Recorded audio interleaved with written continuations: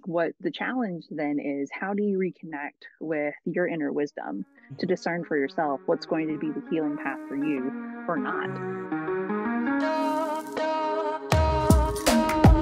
Hi, my name's leowt, and you have found your way to the Conversations podcast. Conversations exist to create spiritually minded conversations about life. We desire to create safe space for dialogue and community.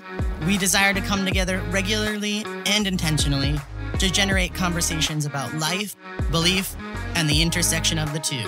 Everyone is welcome at the conversation. Hey friends, how are you? It's leowt here, back with another episode of Conversations. It's a little bit weird not doing these live because I've done them live for the past couple of years, but I'm trying to do this thing in my life called balance.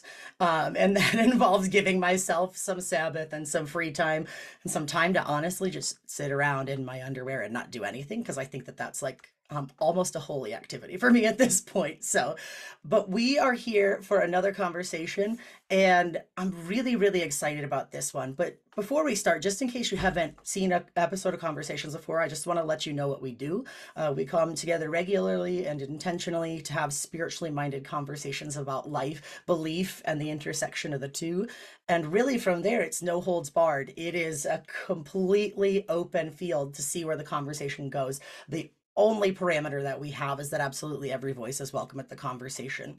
So with that being said, I'm Leo, I'm your host, and I'm going to let my friend introduce themselves before we dive into the topic.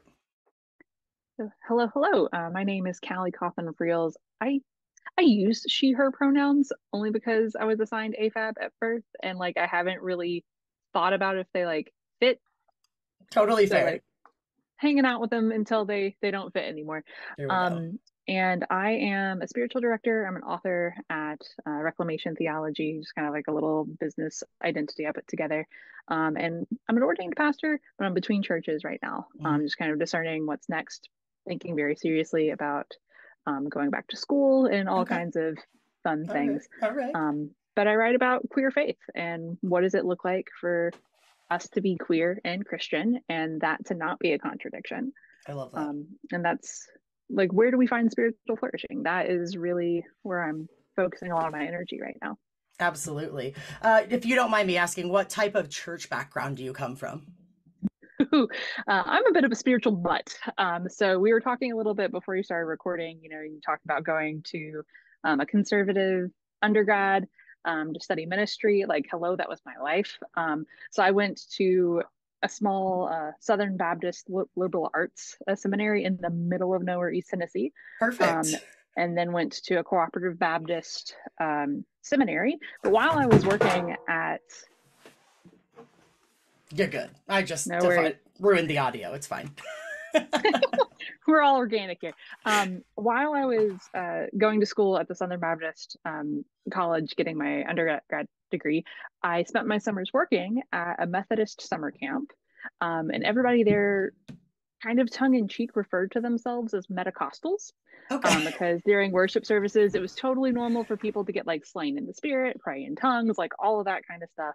All right. And then prior to that, I grew up going to a charismatic non-denominational church, a couple different charismatic non-denominational churches. Okay. So kind of just like a mishmash of denominational background. A mishmash of Protestantism, right? Yeah. I'm ordained through a CBF church, so Cooperative Baptist Fellowship. So anyone who doesn't know what that is, they try to be more moderate and try to make space at the table for conservative folks and progressive folks. How successful being in the middle is, who knows? But they're making a really good faith effort at that. But yeah, so that's a little bit about where I come from theologically. So in the church world, I feel like we have to give room for people who are making a good faith effort. Part of my sort of struggle in life has been I'm never gay enough for the gays or Christian enough for the Christian. And the second that I want to hold on to any part of those two identities, the other two kind of get frustrated with me, if that makes sense. And so I think that's part of the developing conversation that we have to have is okay, we're some people, not everybody, but some people like yourself, like myself, we're going to sit in those spaces and we're going to occupy that interstitial space between the two because we have to do better. And if no one says anything, we won't do better, Hmm. Yeah, and I think that that's a big part of um, what our conversation is going to be about today. I didn't mean to cut you off there. No, So, you're fine. You are a-okay. So for those of you who don't know, if you're not familiar with Kaylee before, this is the book right here. And if you know me, this is right up my alley. One of the things that I say a lot is my identity is not an apology. In Christianity, there's this idea of apologetics, where you have to prove what you believe with a chapter and a verse, and you're supposed to be able to debate atheists and bring them to their knees for the Lord, that sort of thing. But I don't need an apologetic to exist anymore. I just exist. It's not like I thought of this apologetic and now I'm alive and queer. I just was. And so I had to work backwards. And I spent a long time apologizing and a long time shrinking, and I'm absolutely done with that. And part of this, for me, this is a for me podcast, right? I'm glad everybody can watch this, but this is a for me thing. There's verses in the Bible called the clobber passages. And what happens in this book is we're actually sort of turning those on their head, and instead of being clobber passages, we're seeing what else might be being said from them. So why don't you give us a little bit of an idea of like where this book came from? You're coming out, the book's coming out, like anything that you want to yeah, tell us about what got this in my hands today. yeah, absolutely. I think for me, a lot of it was I grew up again, like in the middle of nowhere, East Tennessee, Hmm. height of purity culture. And I was so in the closet, even to myself, that like, I had a grand total of, I think, maybe four boyfriends from Hmm. middle school through the end of college. Hmm. And I just thought that I was the best at Christian dating. Like, look at me. I'm with these guys because I appreciate who they are as humans. I'm not lusting after them. Right, A right, plus, right. right? Like, little did I know. Like, I had not the foggiest clue. Um, and interestingly enough, not that I remember, like, my youth group wasn't really big on like preaching the clobber passages. Hmm. Like, there was definitely a sense that, like, everybody kind of agreed that being Hmm. gay was wrong. Right, like it's But in the nobody actually taught. atmosphere. Yeah, but nobody explicitly said anything, Okay. right? It wasn't until I was in my junior year of undergrad. I participated in an activity called Winter Guard. So, Okay. like, marching band, it's like the people with the flags, Hmm. but in the winter, it's indoors, take away the band, and it's just on those performers who are dancing and whatnot. That is actually a very, very, very queer space, Hmm. a very queer space in the arts. And so I was part of this independent unit that was not affiliated with my college. Um, and we had three guys in our unit. They were all queer. Our guard instructor was my old high school guard instructor, actually. And I learned that he also is gay. All right. Um, and our assistant instructor, she also was gay, and her wife would come to practice, and like she like helped with some of the artsy things for our show. Um, and so it was in conversations with them, listening to them talk about like the times that they weren't welcome at the church and how Hmm. they felt like they had to hide this part of themselves, or like everyone thinks it's a choice, but I know that I was made this way. This is just who I am, Hmm. and just like hearing them tell their stories, it was really interesting because at the beginning of that time together, I didn't tell them I was studying religion. I didn't tell them I was studying ministry studies Hmm. because I knew if they knew that about me, like they wouldn't let me get to know them. Right. Like we wouldn't be able to build these relationships. We wouldn't be able to like come to this common understanding of like treating each other well is good and Right. okay. And so that really got me wrestling with like, is being gay a sin? Who ever actually taught me that it was? And just like all of Right. these deconstructing questions. So ultimately, I had to come to this space of, being gay is okay before I could actually hold up that mirror and say, oh, wait a second, Yeah. that's me. Yeah. Yeah. Yeah. Um, so I highlight all of that to highlight, I don't necessarily have a lot of the trauma Hmm. that people have with these verses, Hmm.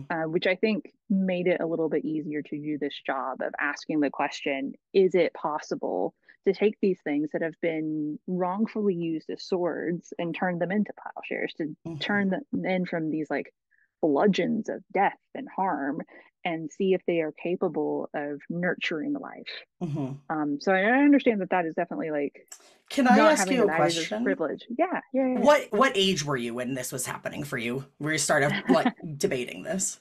yeah, absolutely.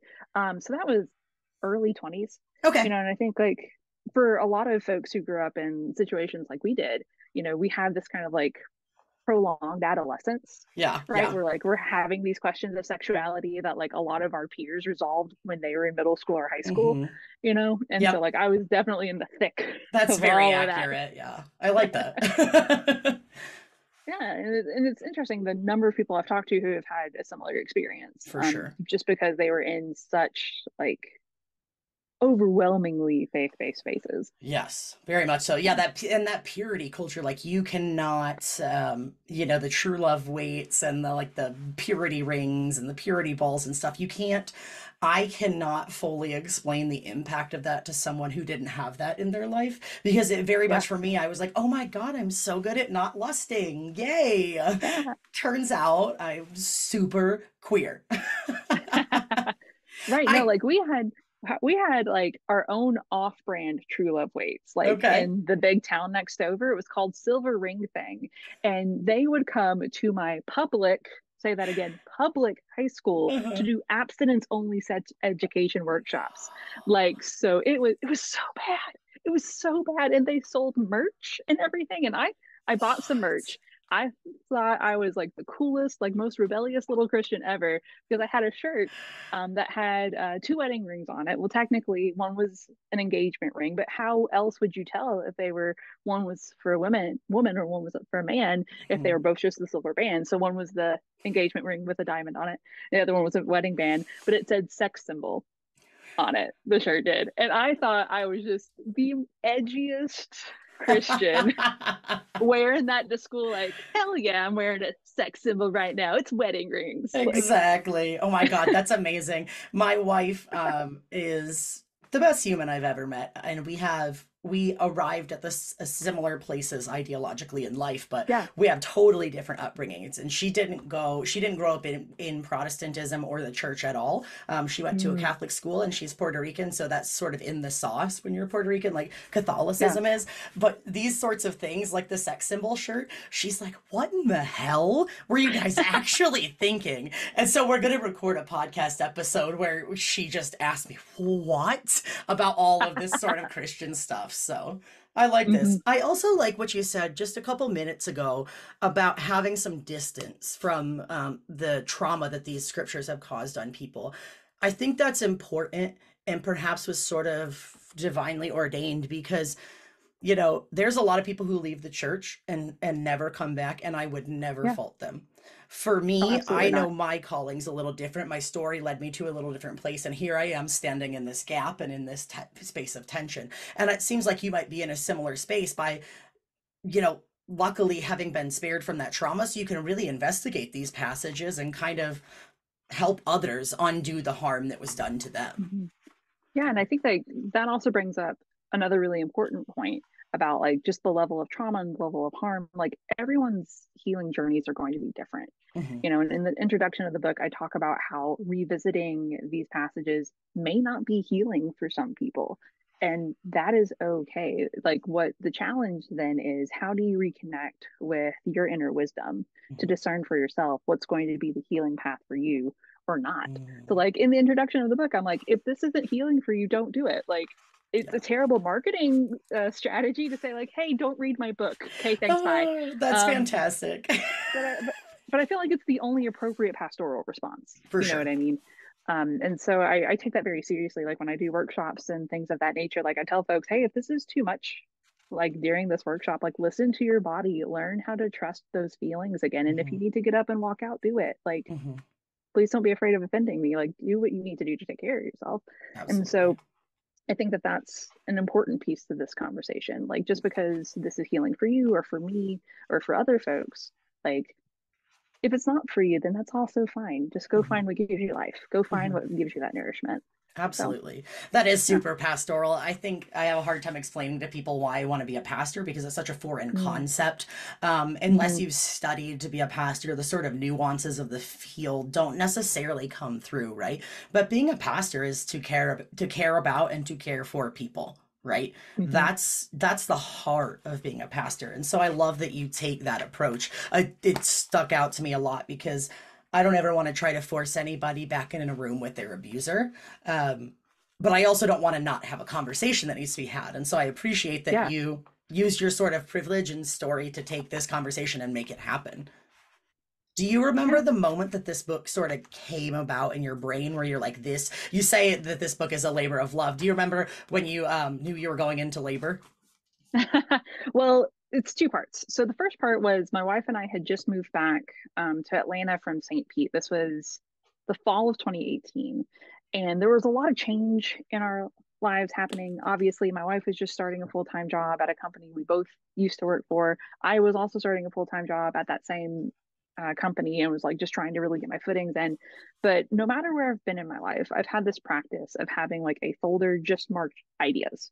So Mhm. whether that's like if I'm in school and it's like the last page of my spiral bound notebook or whatever, just like a place to put random thoughts. Mhm. And so apparently this was just a random thought that I had one day and I was like, what would it be like to like take the work that people like Justin Lee and Matthew Vines and uh, James Brownson and so many other people who have studied the clobber passages to like highlight, hey, these actually aren't about queer people. So can we stop using them to hurt queer people? Okay, thanks, bye. Like, what if we use that ending point as a starting point? Mm. What kind of work would happen? And so, like, I typed up like a proposal to like send to publishers, and like I like had an outline and all kinds of stuff. And then life just got in the way. Mhm. And I was like assumed by teaching full time. Mhm. I work with high school students, and so they will keep you busy. Yeah, they sure will. And so it wasn't until like the summer of 2020 when we are like all stuck at home during the pandemic. None of us had anywhere to go. Yep. Life is like all kinds of weird. And I'm just like piddling around on my computer. I was like, oh yeah, what's in this ideas folder I have? And I saw all There of the you stuff go. that I put together. And so I definitely, I'm not sure believe in divine intervention, but I Mhm. definitely believe in serendipity, where like Mhm. sometimes things just line up the way that they needed to. There's Mhm. no way I would have been in the headspace to write this book in 2018 Right. with everything else that was going on.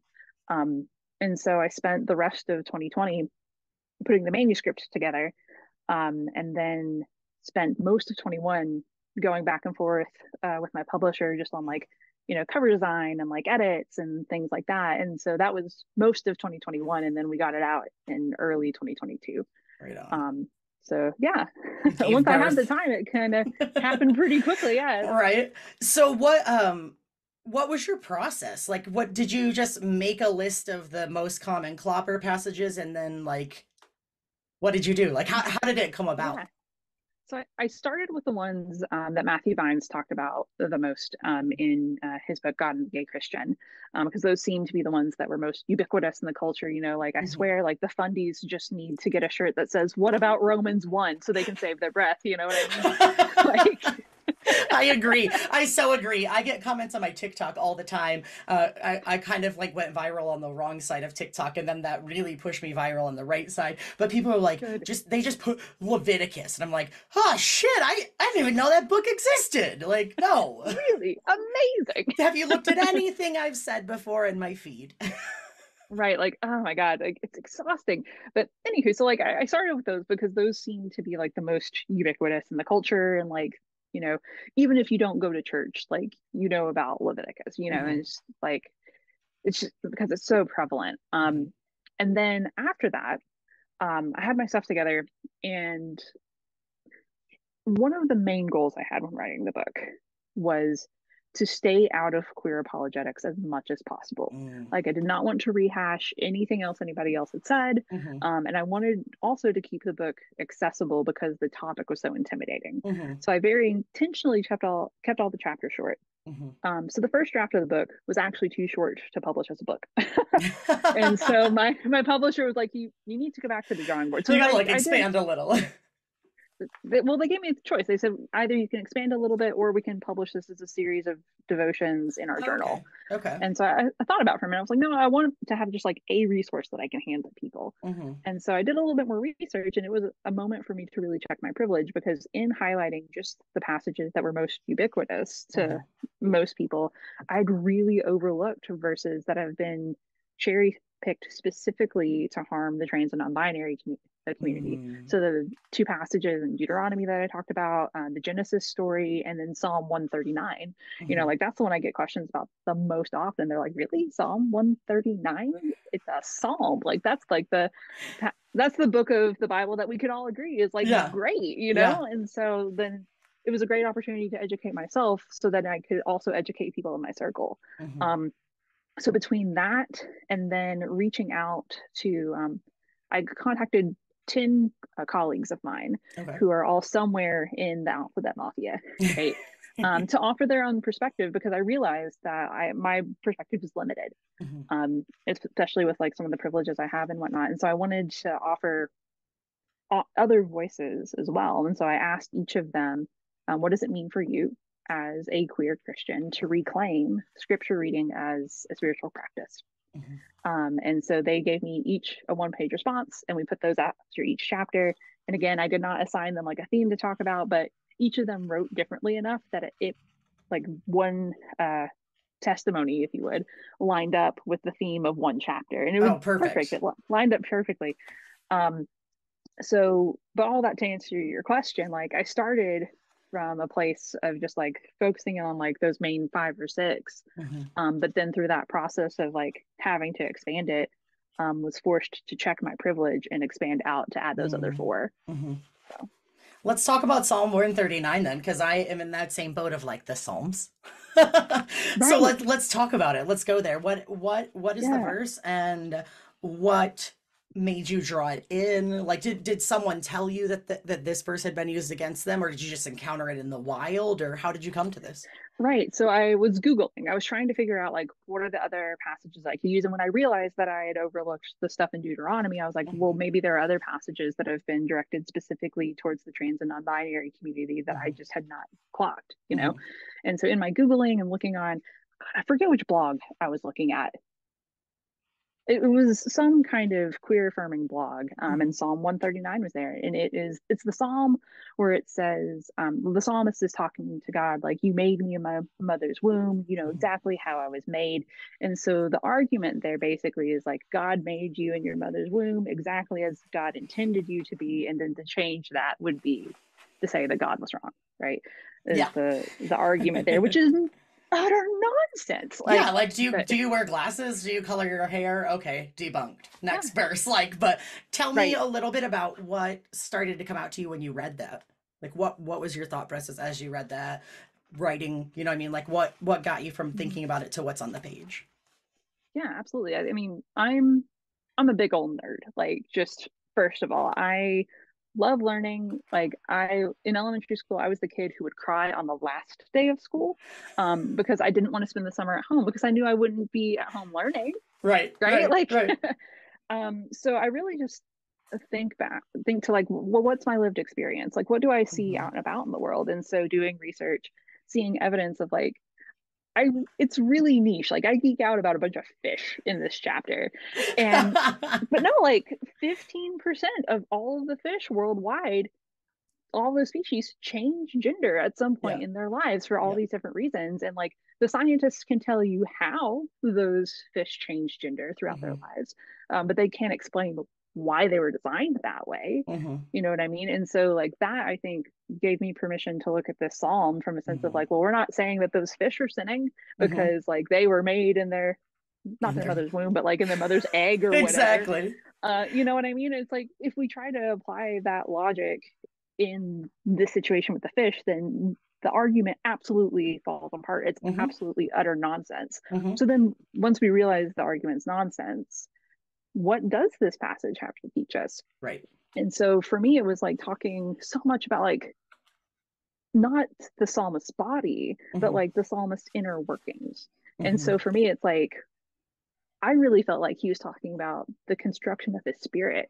Like he was in awe about how God made him the person that he is, and not necessarily to exclude the body, because I think, evangelical fundamentalism has a lot of making up to do when it comes to like the internalized body shame we all have. But I think the emphasis there is just really like the psalmist was filled with wonder about like, wow, I'm a person here with thoughts doing things. Amazing. That's so interesting to me because I have this other thought. I've written a sermon about it before, and I think maybe like a live video, and I've talked about it on my TikTok, but I don't think I've ever actually delivered this sermon. The passage where it says, "Above all else, guard your heart, for it is the wellspring of life." That was like Mm, purity culture 101. 101. But I have this idea that like we are formed and made and we come into this world, and from day one, right, we're getting different messages about who we should be and how we should be and why we should be, Yeah. right? And so what you're saying is fitting into what I was getting from that verse, which is like, be you unapologetically, Mm, right? Like, and for me, I view spirituality as almost like a spiraling circle where I'm just moving back to that center spot after getting pulled away. And I think guarding mm, my heart would be guarding those pieces of me that like, this is who I am, period. mhm, And yes, my body is a part of my journey because you can't experience humanity without having a body. Otherwise, Jesus wouldn't have had to exist, right? But like, I mhm, definitely see that like trans, non-binary, queer people can exist and have been mhm. designed to exist in this manner. I like that. I like that a Yeah. lot. I like that a lot. Yeah. And that I think, hits at basically how the whole book works, right? So Mm-hmm. like starting from this place of like not the apologetic, but like Mm-hmm. once we know that apologetic work has already been done, that Yep. apologetic work has already highlighted how the homophobic and transphobic arguments don't have any weight to them. They don't Mm-hmm. hold any salt. What's possible for us to learn Mm-hmm. from that? And I think, the psalm, once we get through that, like, I feel like we almost expect to get something, Mm-hmm. if not uplifting, at least like um, resonant to the human experience Mm-hmm. in the Psalms. Mm-hmm. But then we get to something a little bit meatier, like what about Romans 1 or what about Leviticus? And then that's where I think a lot of the healing really starts to happen. Mm-hmm. A little bit of grief, because Yeah. I feel like in some sense we were all conned Mm-hmm. by how these verses were taught to us. Mm-hmm. We were conned into believing that we weren't whole, Mm-hmm. that we were broken. Mm-hmm. And so there's a bit of grief, I think, that comes with the process of like, not just, oh, I was taught this wrong, but this actually teaches something that helps me be a better person in the world or helps me love myself better. And Absolutely.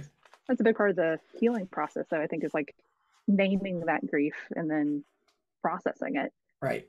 Absolutely. It's a little bit like I kind of had this image in my head of like you get like a spider bite or something, and you first have to get like the infection and poison out, and then the healing can Mm-hmm. happen. And I love that your book is like focused from that point of healing. You're like, other people have done this work, right? Like I'm Mm-hmm.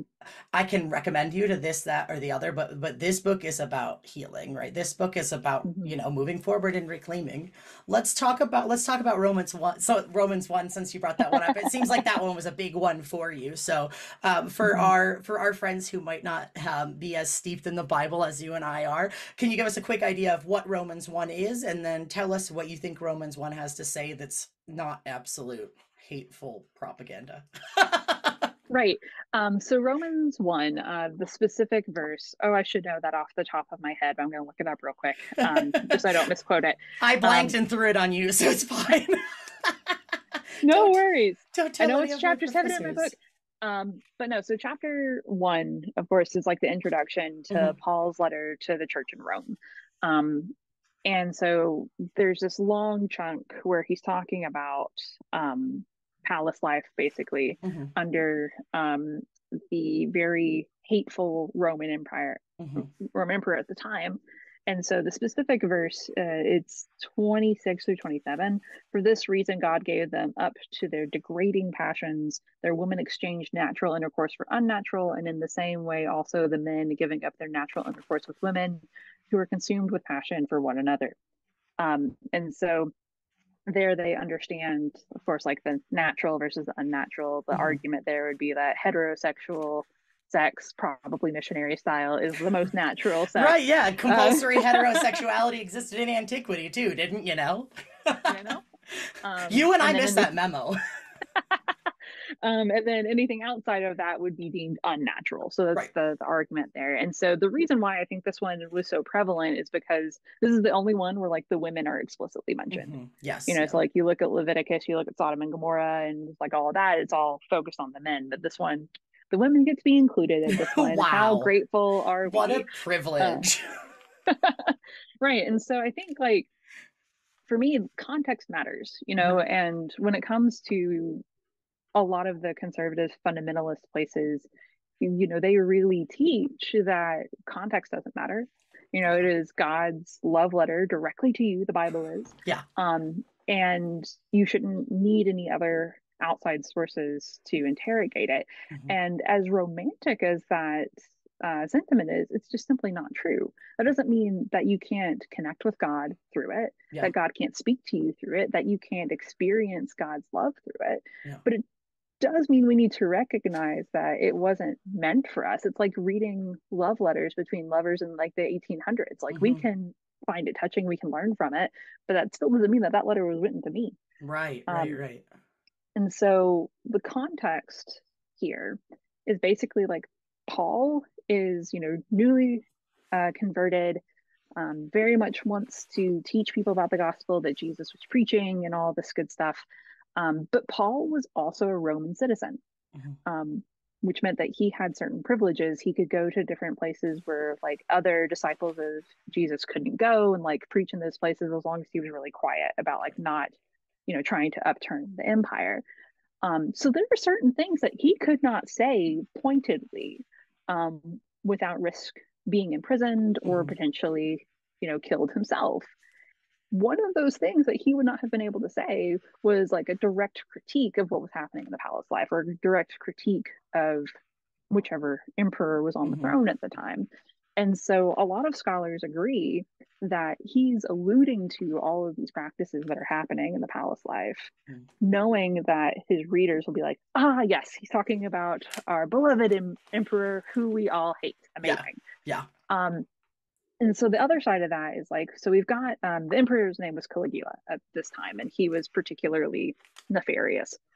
Um, and one thing that I kept coming back to is like, well, what servants in the palace are going to be doing anything other than the will of Caligula in Hmm. that space? Hmm. And so just thinking through like, well, what are the dynamics of like servant life in Hmm. palaces in that time? And so like pederasty was like very common, which is, an older man taking a younger boy essentially who was a servant in the palace and like raping that kid and Hmm. just, and it was always like male on the young boy and whatnot. And so it's just like thinking through those dynamics of like, this is not just a critique of Caligula itself, but like that whole structure Hmm. of empire, Hmm. of how the least of these are always going to be subservient to the will of the toxic person in charge. Hmm. So, like, who amongst those men and women were acting of their own accord? What if Hmm. the natural isn't like the natural versus unnatural isn't like, oh, I'm in love with this woman, but Hmm. oh, I'm being forced to do this for the entertainment of my master, Yeah. right? Yeah. And if we think through like predatory, not that, it's just word pornography. Hmm. Predatory pornography today like Hmm. runs rampant. Hmm. And if you look at the stats for who watches lesbian porn most often, it's not the lesbians, the straight men. Um, so to me, it's like some things don't change. I think what was it? Boop. Right, like what was it? That Shakespeare said, quoting the Bible, "There's nothing new under the sun." Yeah. Uh, Yep. so There you go. Nothing yeah. new. That's so accurate. I love that. I do love that look at it. Because I feel like that is a pretty popular one, right? Like we're just putting on this text our understanding of natural, right? But we're Mm-hmm. coming from, at this point 2024 in Mm-hmm. modern America, right? Like a context that didn't even exist. And I think that that is a really interesting take on the passage, and I think people would do well to like investigate. Like I Mm-hmm. learn more from a text when I investigate it, when I ask it Right. questions, when I take it a little deeper, when I chew on it. And I don't Yeah. think that that's something to be scared of unless your No. whole worldview relies on like biblical inerrancy. Mm-hmm. And I think Yikes. like that's the one thing that's always been really, I don't know if ironic is the right word here, but I'm gonna go with it. It's been ironic to me is that, so many people in conservative circles have either accused me or like my colleagues or whatnot Mm-hmm. of just not knowing the Bible. Mm-hmm. Yes, Like we have all the spent time. Yep. like we have Yep. spent so much more time in these scriptures in much more thorough ways than most of these folks who are like attacking us have. And that's one of the things that just like So much drives time me and nuts. money. So much The time and money. money. Oh. I'm still paying for one of those degrees. Yep. Oh, absolutely. Paying is a relative term for me. It's so accurate though. I really find this whole idea of context to be so important in the conversation. And it just, I don't know. I just think it's such a revolutionary take to investigate the text beyond a clobber passage, and I love that you did it. I mean, this is a terrible way to keep this podcast going, but I'm caught up in like how valuable this work is to me as a queer Christian, and this like sort of healing properties of it. I And I like think the that. Oh, go ahead. no, go for it. I was just gonna say, I do like too that you did this sort of journal style where you put reflection questions in here for anybody who didn't write the book or doesn't have it in front of you.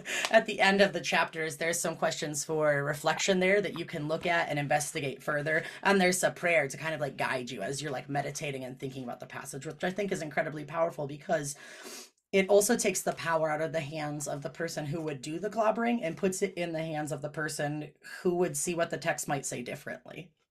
Mm-hmm. And that's Yeah, very anti-empire. for sure. Because I think, like, again, for me, it's like that pastoral bit, right? Like, Hmm. it's all about you and your healing journey. Hmm. You were talking earlier about how, like, the role of a pastor is to, like, care for people and, like, Hmm. help them connect to God and whatnot. And I think a big part of it for me as well is, like, how do we get people to connect to themselves? Hmm. Especially Hmm. after experiencing trauma at the hands of these verses, after being told for so long what to think and how to think. Like, Yep. how do we put those tools of critical thought back in your hands?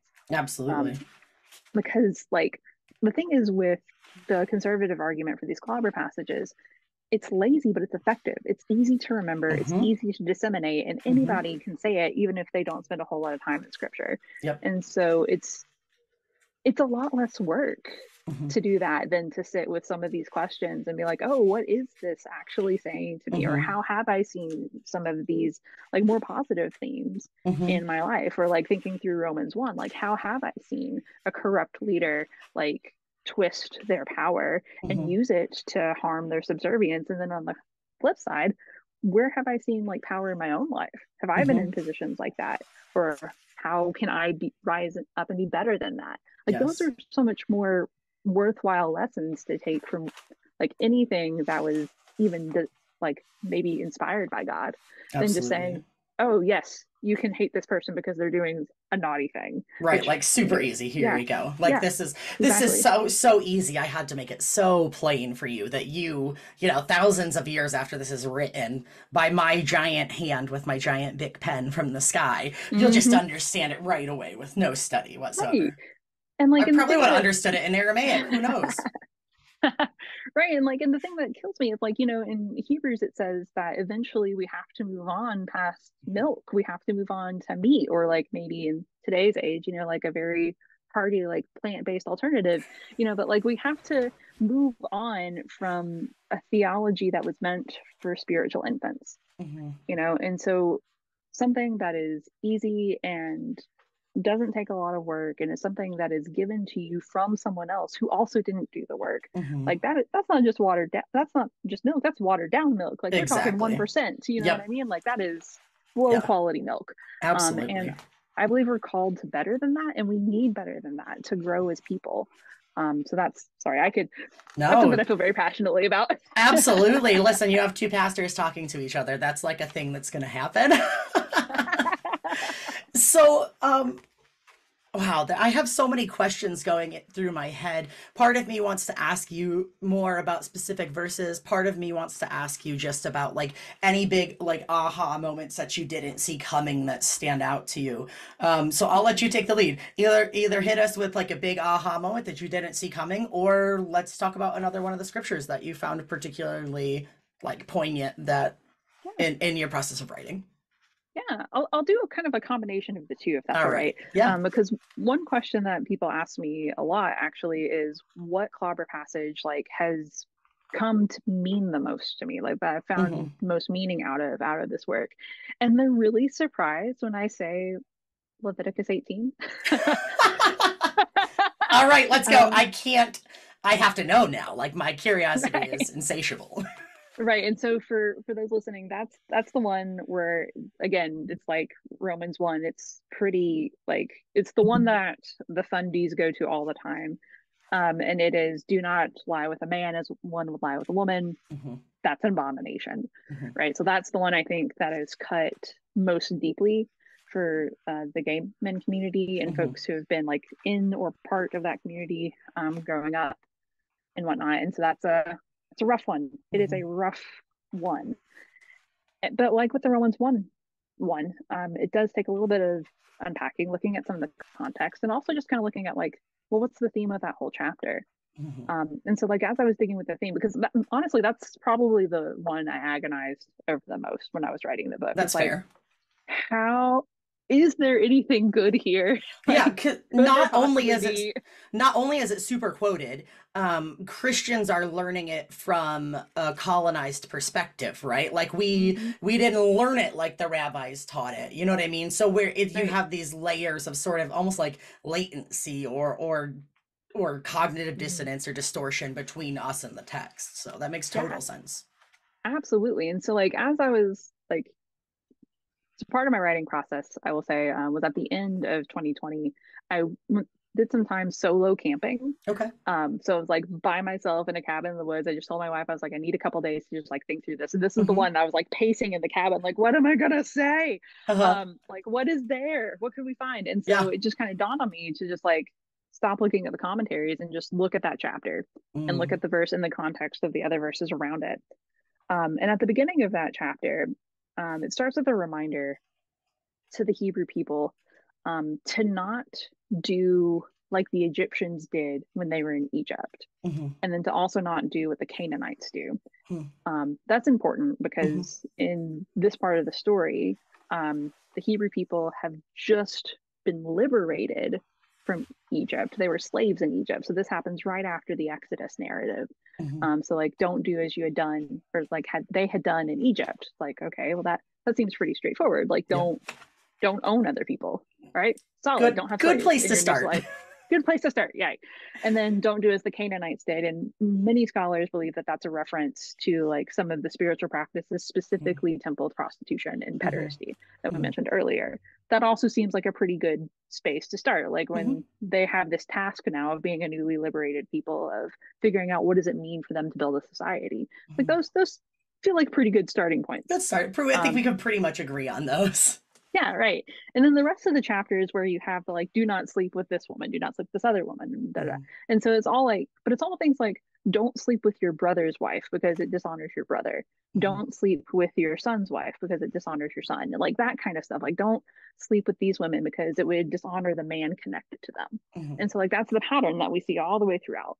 And then we get to um, verse 22, which says, do not lie with a man as you would with a woman. So it's like all of a sudden there's no woman in the passage, Mm-hmm. even though there has been all the way up to now. Mm-hmm. And it's about how you dishonor the man connected to her. And so I just got caught up on that phrase as a woman. Mm-hmm. And I just sat there. I was like, in that society, what does it mean to treat a man the way you treat a woman? Mm-hmm. And, it's like, well, it means that you would buy her from her father. She would basically be your property. So you could continue your lineage. She wouldn't be able to own land. She wouldn't have property. If you died, then she would have no one to take care of her. Mm-hmm. Like, you know what I mean? And so it's like to treat a man the way that you would treat a woman in that society would be like the ultimate act of disrespect. Mm-hmm. And so as I sat with that, I was like, well, none of these verses are actually about the sex at all. It's about Mm-hmm. how you disrespect the men in that, Mm-hmm. that group. And so once like that shifted for me, it was like, well, obviously this isn't about sex, period. Like this doesn't have Right. anything to do with gay sex or straight sex or whatever. Like Yeah. this is about what does it mean to treat someone as if they're your equal. Mm-hmm. Which then of course opens this whole other bag of worms. Or it's like, well, of course, like at that point in scripture, women were not treated terribly great. Right. Which is, I think, why it's important to look at the context of the broader story of the Mm-hmm. Bible. It's not long after the book of Leviticus where we see like the story of Ruth, or we see the experience of Deborah, Mm-hmm. who was one of the greatest military minds that the Hebrew army ever had. You know what I Mm-hmm. mean? And so like we keep going down this arc, and all of a sudden we see more and more women, like the people writing those stories were starting to recognize the value of the women, Yeah. Yeah. and so that I think was like one of the biggest aha moments for me, though, like when I was Mm-hmm. sitting with the Leviticus text and just like realizing, wait a second, we've been putting the emphasis on the wrong part of it Mm-hmm. because Mm-hmm. we've been told it's about sex. Right. um but yeah. I find that to be so interesting because I feel like that's also a very similar thing that happens with the story of Sodom and Gomorrah, right? For Yeah. those of you who might not be super biblically familiar, Sodom and Gomorrah was these cities that are supposed to be super evil, right? And God's like burning with anger for them, right? But there's like one righteous family, and God's like, if you leave, I'm going to save you. But basically, supposedly the sins of Sodom, right, connected to the modern word of sodomy, the sins of Sodom were supposedly same-sex behaviors, right? Not at all. And I think it's ironic that in both the Leviticus passage, and I'll let you speak a little bit more to this after I say this, but Yeah, no worries. it's interesting that in the Leviticus passage we're talking about causing violence to the stranger, to the alien, to the foreigner, Mm-hmm. and in the other passage we're talking about treating someone dishonorably, right? Mm-hmm. Not treating someone equitably, and those are things that we arguably still have a very difficult time doing in our modern day Oh, context. But let's make it about the sex. right. And like, and that I feel like, not to go on this soapbox for a minute, but Yeah. that's what conservative, like evangelical fundamentalism does. Like Mm-hmm. everything is about how terrible the body is. Mm-hmm. Everything is about that. And Mm-hmm. so it just, even some of like the more beautiful parts of scripture, we water it down to like, oh, well, you had this lustful thought about someone. You probably shouldn't take communion. You know what I mean? And it's Mm-hmm. just all about like denying our body, even though like God formed our bodies and breathed life into it. You know what I Mm-hmm. mean? And so it's just like I could go on that tangent It's for a on. minute. It's almost like this text has been interpreted and reinterpreted by like mostly men. It's Right. almost like that's happened. Who were ashamed of their own sexual desires, right? Exactly. Because like the thing that shocks me, the more that I like look at all this stuff, the farther I get into progressive theology, the less I actually read about sex. Right. Like it's Right. all the conservative folks who are talking about it and then accuse us of being like scandalous and Mm-hmm. sensual or seductive Mm-hmm. or whatever. And so it's like y'all are projecting mad hard. Like y'all need to Real talk with a hard. therapist about that. Right. Like you got some work you got to do. That's such a bait and switch. I'm not usually speechless, so this is fantastic. Good job. I just think it's so interesting that the more we talk about it, the linear nature of like these passages being things that we still don't do well at, right? Yeah. Like let's talk about purity culture. Let's not talk about a beneficial sexual ethic, right? Let's Mm-hmm. talk about why it's wrong, it's wrong for a man to lie with a man, but not how we should treat people equally despite their sex assigned at birth or Mm-hmm. gender presentation in society. Mm-hmm. It's really such a bait and switch, and it's such an agenda. And I'm not saying one person came out with this big plan, right?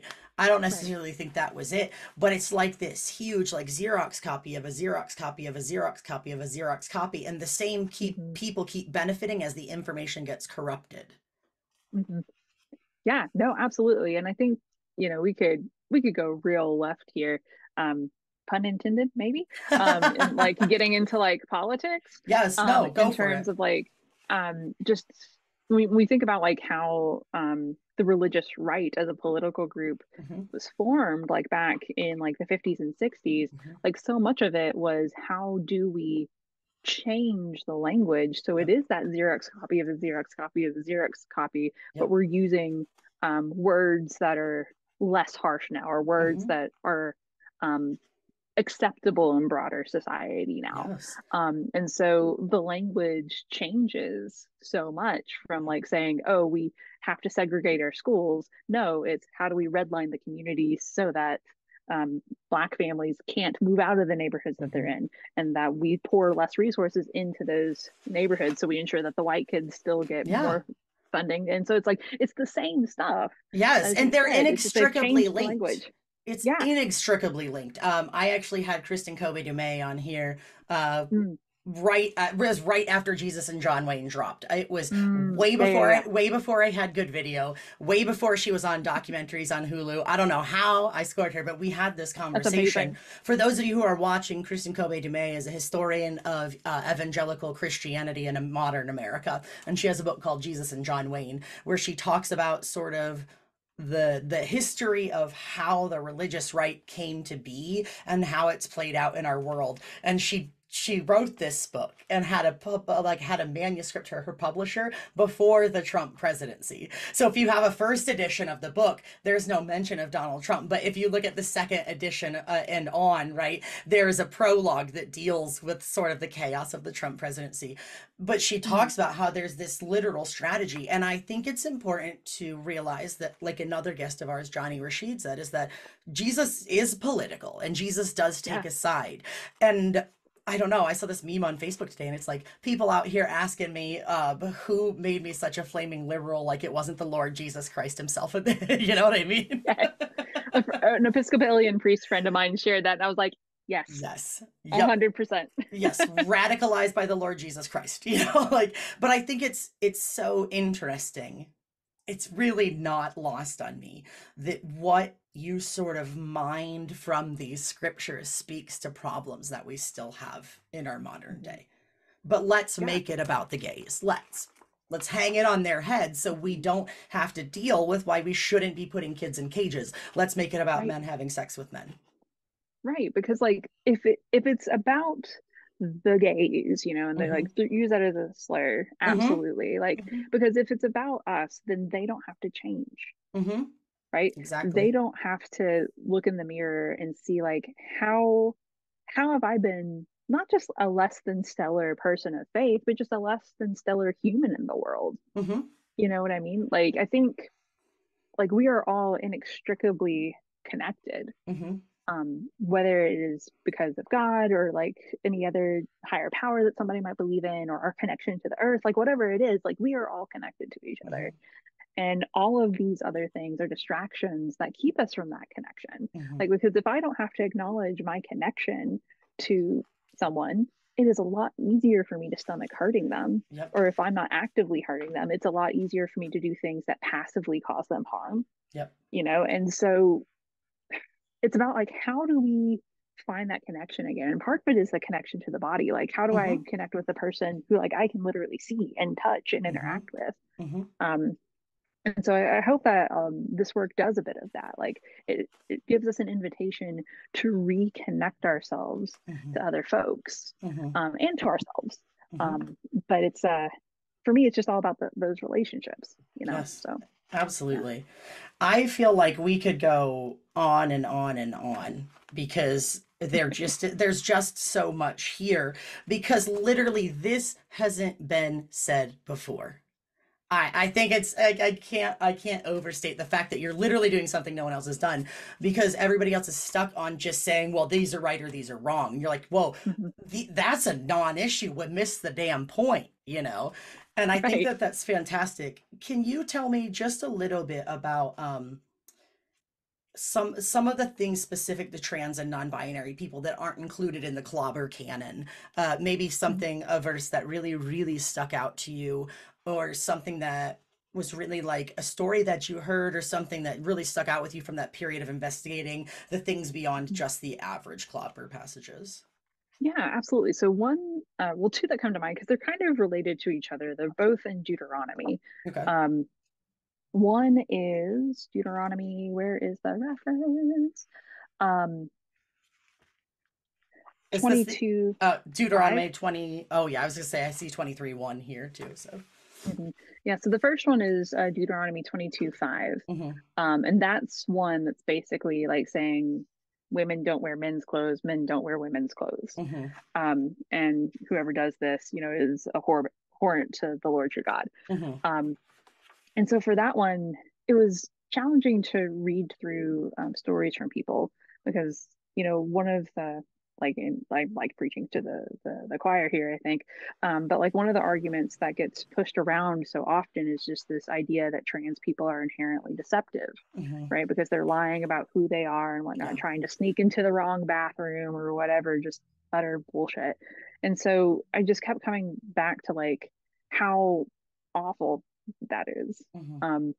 Because I use she her pronouns because that's just what I do. Yeah. But like I don't look very feminine at all. Mm-hmm. And just kind of like on the periphery, like I get the weird looks in the bathroom and Mm-hmm. whatnot. Like I remember most recently my wife and I were at a college production of Rent, which you would assume like it's Rent. And so not the setting I expected. right. And so like my wife and I are both coming out of the bathroom and she is also not terribly feminine looking either. And we're walking out and this little white-haired lady is just looking at us like, am I walking? And she literally said, am I walking into the men's room? And we were like, no, no, ma'am, you're not. So like even like we laugh about that now just because it was a college production Yep. of Rent. Like Of that is Rent. going to be the queerest place to be in that little rural county that night. You know what I mean? Like it's like, woman, do you know what you're even here That was for? pride. Yeah. But just like seeing those stories about like just reading story after story after story from trans person talking about people shoving this idea of deception on them. And I thought back to that what was it, the 34th season of Survivor maybe, where there was a player, his name was Zeke. He was on and one of the other contestants outed him as a trans person at tribal council to make him seem deceptive, right? Yeah, exactly. That was the whole point. He was like, people here can lie to you all the time, and just like thankfully like the tribe members had Zeke's back and they were like, we don't so even did have the to vote host on too. this. They were like, well, he was like, that is not acceptable. Like absolutely. And like they were all just like, then the host was like, do we even need to vote on it? And the tribe mates were like, no. And they were like, okay, well, Jeff, you're gone. Like you're not a contestant anymore. But just like, and the thing that stuck out to me in that moment though, because like I went back and I rewatched it as part of my research for this, was when Zeke just said, I didn't want to be known as the trans survivor player. I wanted to be known as Zeke the survivor player. And it's like I just wanted to be known as like who I am out in the world. And I think for me, like one of the most beautifully frustrating things about digging into that verse is because it is about deception. It's about either shirking your responsibilities or changing your appearance so you can go harm people. For trans folks and for non-binary folks, like their story is about like transitioning, is about leaving deception behind and embracing authenticity. Yeah. So it's like with this one, folks have like gotten the idea, like, yeah, this passage is about deception and completely misapplied it a way that is heartbreaking. Yeah. And so like but that was a big one for me, just like reading through all those stories and just on the like heavy side of it, just like how people have constantly accused them of being deceptive, but on the beautiful side of it, like reading through what it means for them to embrace authenticity, like as they transition, whatever that means for them, as they like experiment with pronouns, as they experiment with gender presentation, like how that connects them to a more authentic like piece of themselves and how that's just because that's the beauty of it. Like because I know for me, like presentation's always been a weird thing.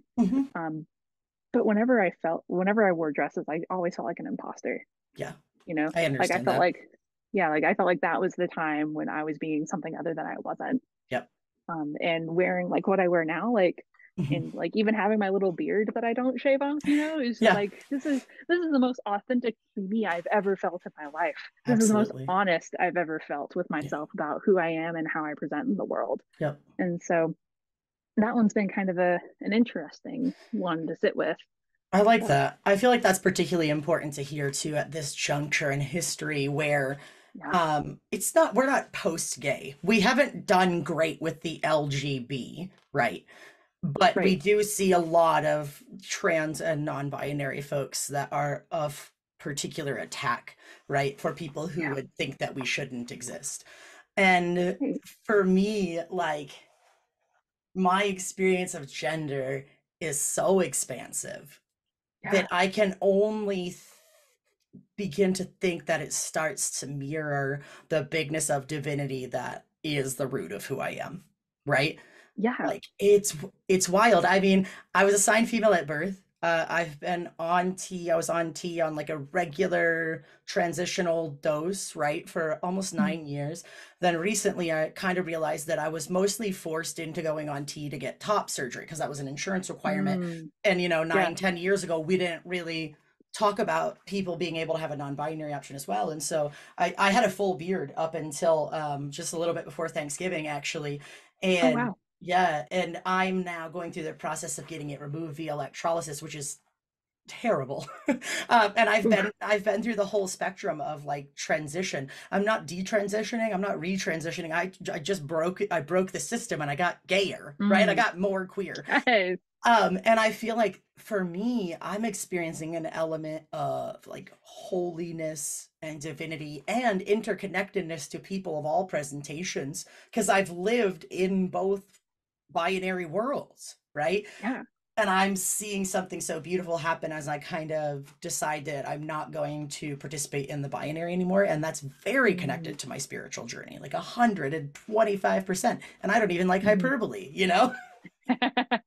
And like and it's interesting that you bring all this up, and it's really beautiful that you bring all this up because I went to the Q Christian Fellowship conference Yes. this month, which was so much fun. But one of the things that they did was like the conference center had the binary bathrooms and whatnot, but the Hmm. conference was like, hell no, we're not doing that. And they taped up signs on the bathrooms. We had two bathroom options, so it was still a binary, Hmm. but it was all gender stalls, Hmm. all gender stalls and urinals, Hmm. right? And so like every time I went to the bathroom, it was like I was surrounded by people of all genders, and like Hmm.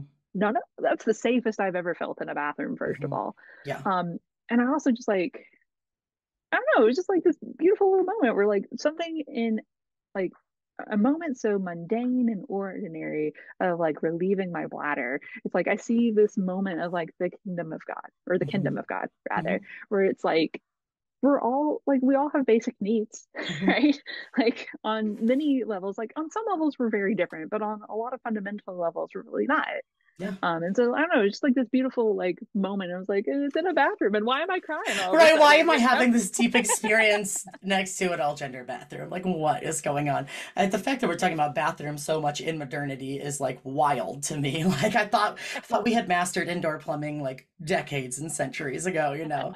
But, well, friend, I have one more question to ask you, and then well, I guess like two more questions. Well, the first one is the one you don't know. So, if this is a big one, and I like to ask great questions, so if it takes you a second to respond, that's totally fine. But if there was people watching this episode, we're only going to be able to remember one thing, right? If there was one singular thing that you wanted people to remember from our conversation, from your work, right? What would that thing be? Mm.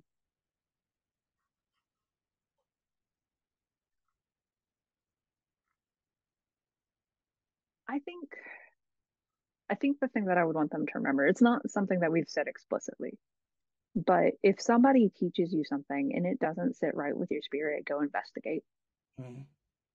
Like I think you and I both have done a lot of that in Mm-hmm. our lives in terms of just really trying to have that Wizard of Oz moment, like pulling back the Mm-hmm. curtain and realizing that Oz is just a human, right? Who had an agenda, had a plan for all this nonsense that he was doing, right? And there's likely some kind of Oz type person behind the curtain who's taught us whatever these things that aren't sitting right in our spirits Mm-hmm. um, are doing. You know what I mean? Yeah. And so that would be like what I hope people take from this is like, if something doesn't sit right, go investigate so you can find your healing. Mm-hmm. So Absolutely. I think that investigation and curiosity are like spiritual disciplines, right? If you will. yes. They're spiritual practices, they're meditative practices. So So that being said, I love that. That's fantastic.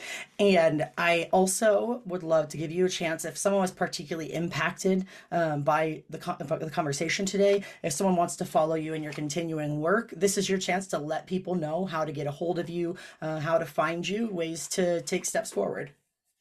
Yeah, absolutely. So if you go to my website, reclamationtheology.com, I've got links to all of my social media accounts there. Like I'm on Facebook and Instagram, and like I have a TikTok. I'm not sure I'm going to do a lot with it. It's not really, I'm a writer. Like I'm not sure the video content's for me. But I also just launched a Substack. Actually, Okay. this is the first time I'm talking about it publicly. Actually, I did a soft rollout last week with some folks who had, purchased the book for me directly, and it's gone really well. So if folks want to read more about this kind of stuff, it's called Queer Faith. There'll be information on my website, reclamationtheology.com as well. But it's going to be a lot more of this. Like, where do we find life, like in scripture, in Christianity, from specifically a queer perspective? What's been overlooked? Because for a long time, it's been talked to us by the straight white men of ye olden times. Yes. So what was missing, and what can we reclaim? I firmly believe that the church needs queer people more than queer people need the church. I will die on that hill, because I think that there are images and glimpses of divinity, of the kingdom of God, that you cannot grasp without queer siblings. Yeah. And that's like, to end on a controversial note, that's why I think after a certain point, queer apologetics isn't for us anymore. It's for the straight folks who need to get their soul right with God. Like, it's not a theology about us anymore. Absolutely. So. This is we've done the work with this. You get to now, right? Well, thank you so much for coming on. I thoroughly have appreciated this conversation. It's a very niche field to be in, to be like a queer pastor, a queer theologian, a person who is not particularly confined to binaries in this world. And so I'm as excited today as I was the day that I found your book and started reading it. So thank you so much for coming on. We'll look forward to see what you do in the future. Everybody that's been watching, this has been Conversations. We'll be back. My schedule is going to be every other week releases right now. You can find more about Conversations at conversationsofficial.com, Apple Podcasts, Spotify, YouTube, and TikTok. That's me. I'm Reverend Riot on TikTok if you need to find me. All the links for all of this will be in the show notes. Have a good day, friend. Have a good day, friends that are watching this, and we'll see you next time. Bye. This has been the Conversations Podcast. Thank you so much for joining. If you have any questions or comments, or just want to get involved, feel free to join the conversation on social media. You can find us at Conversations Official on Facebook, Instagram, and YouTube. And please don't forget to rate, follow, and share this podcast. We're available on Anchor, Spotify, or wherever you get your podcasts. Thank you so much for joining the conversation.